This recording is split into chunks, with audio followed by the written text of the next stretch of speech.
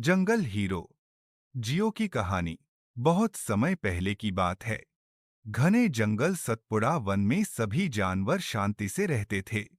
इस जंगल में हाथी दादा, शेर राजा, हौसमुख हिरण, चालाक लोमड़ी और ढेर सारे पक्षी रहते थे।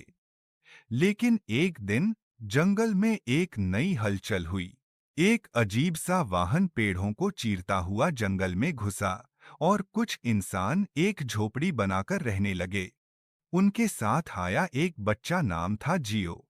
जियो करीब 9 साल का था। पतला दुबला लेकिन तेज आंखों वाला। वह बोलता कम था, पर जंगल की हर आवाज को ध्यान से सुनता। वो पेड़ों पर चढ़ना, नदियों में तैरना और जानवरों के साथ खेलना पसंद करता था। धीरे धीरे जंगल के जानवर भी उससे डरना छोड़ने लगे। एक दिन जियो ने देखा कि एक छोटा बंदर पेड़ से गिरकर जमीन पर घायल पड़ा है। उसका एक पैर मुड़ गया था। जियो ने उसे उठाया, साफ किया और अपनी झोपड़ी में ले जाकर दवा लगाई। बंदर का नाम था टिम्मी। जब टिम्मी ठीक हुआ, तब से वो और जियो सबसे अच्छे दोस्त बन गए। टिम्मी जियो को जंगल की आवाजों का मतलब समझाता, तो जियो उसे इंसानों की बातें सिखाता। टिम्मी ने जियो को बताया कि जंगल में एक नीली झील है, जो जादुई है, लेकिन वहां तक कोई नहीं जाता क्योंकि रास्ते में भयंकर अजगर नागराज रहता है। एक रात जंगल में जोरदार गड़गड़ाहट हुई।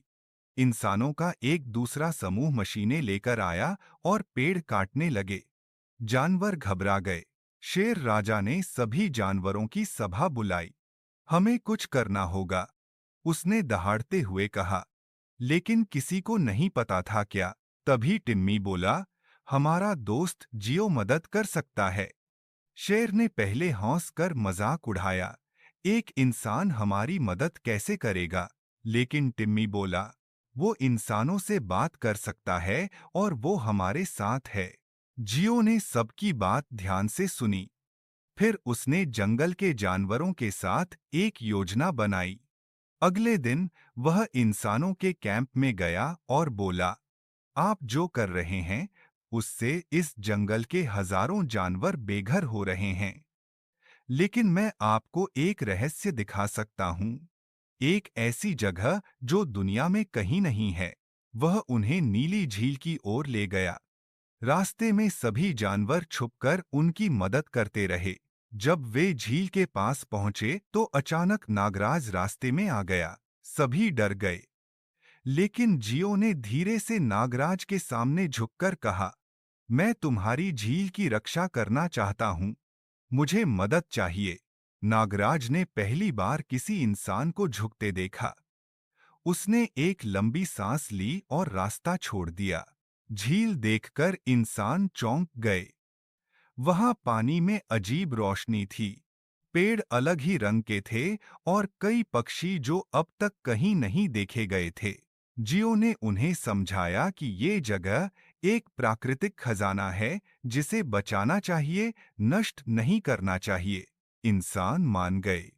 उन्होंने वहां एक प्राकृतिक अध्ययन केंद्र बनाने का वादा किया, जहां बच्चे जंगल के बारे में सीख सकें, लेकिन पेड़ नहीं काटे जाएंगे। अब जियो को जंगल में सब जंगल का जियो कहते हैं। वो इंसानों और जानवरों के बीच की कड़ी बन गया। उसकी और टिम्मी की दोस्ती अब एक कहानी बन गई, जो हर साल जंगल में बच्चों को सुनाई जाती है। क्योंकि जंगल सिर्फ जानवरों का घर नहीं है, वो हर उस दिल का घर है जो प्रकृति से प्यार करता है। सीख, प्रकृति से प्यार करो, जानवरों की इज्जत करो, और अगर दिल में सच्चाई हो तो कोई भी उम्र में छोटा होकर भी बड़ा काम कर सकता है।